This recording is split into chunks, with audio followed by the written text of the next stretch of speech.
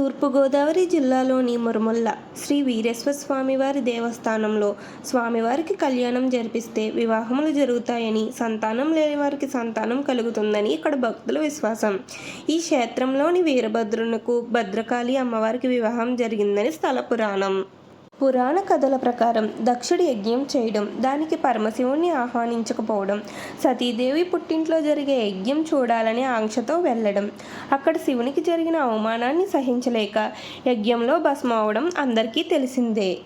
సతీదేవి భస్మం అవడంతో కోపించిన శివుడు వీరభద్రుని సృష్టించి దక్షయజ్ఞ వినాశనానికి పంపుతాడు. ఆయననే ఇక్కడ వీరేశ్వరుడు అంటారు.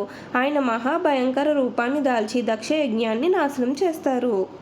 తర్వాత దక్షుడు పశ్చాత్తాపపడడంతో ఆయనకి మేకతల అతికించి ఆ యజ్ఞాన్ని పరిపూర్తి చేస్తారు. కానీ సతి దహనం వల్ల వీరేశ్వరుడు ఎంతకీ శాంతించడు. ఆ భయంకర రూపాన్ని చూసిన మునులు, దేవతలు విష్ణుమూర్తిని వీరేశ్వరుని శాంతింపజేయమని ప్రార్థిస్తారు. విష్ణుమూర్తి నరసింహ అవతారంలో వీరేశ్వరుని శాంతింపజేయడానికి వస్తారు. కానీ వీరేశ్వరుడు శాంతించడు సరికదా, నరసింహస్వామి నడుం పట్టుకొని వదలడు.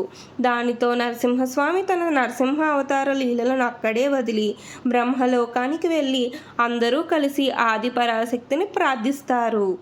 ఆవిడ విషయం తెలుసుకుని తన షోడశ కళల్లోని ఒక కళ భద్రకాళిని వీరభద్రుని శాంతింపజేయడానికి భూలోకానికి పంపింది.